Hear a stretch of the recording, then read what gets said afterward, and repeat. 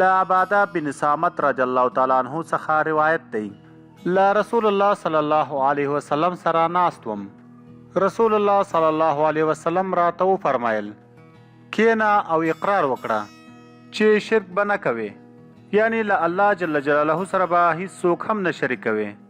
زنا، قتل او حرام خوري کوم چې الله تعالی حرام کړي دي نه به یې کوې، او که په همدې اقرار قایم اوسې نو الله تعالی به اجر درکړي. او که څوک له دغو کارونو څخه کوم کار وکړي نو په دنیا کې یې سزا ورکول کیږي، یعنی حد پې جاری کیږي او همغه حد د دغه ګناه کفاره ده. او که الله تعالی په دنیا د دغه کس دغه عمل پټ کړ نو بیا په آخرت کې الله تعالی ته اختیار دی چې سزا ورکړي او یا یې هم معاف کړي.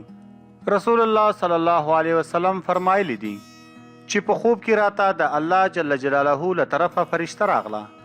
رسول الله صلی الله علیه وسلم وفرمایل چې فرشتې ماته خوشخبری راکړه چې زما امتی په داسې حال کې مړ شي چې هغه دې په ژوندني شرک نه وي کړی نو جنت ته به داخل شي.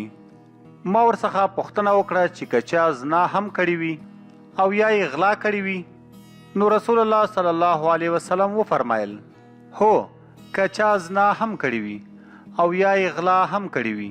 له ابو هریره رضی الله تعالی عنه څخه روایت دی چې رسول الله صلی الله علیه وسلم فرمایلی دي هغه څوک چې غلا کوي هغه مؤمن نه وي، زناکار چې زنا کوي هغه مؤمن نه وي، شرابي چې شراب څښي هغه مؤمن نه وي، خیانت کوونکی چې خیانت کوي هغه مؤمن نه وي، او لوټمار چې کله لوټماري کوي هغه مؤمن نه وي.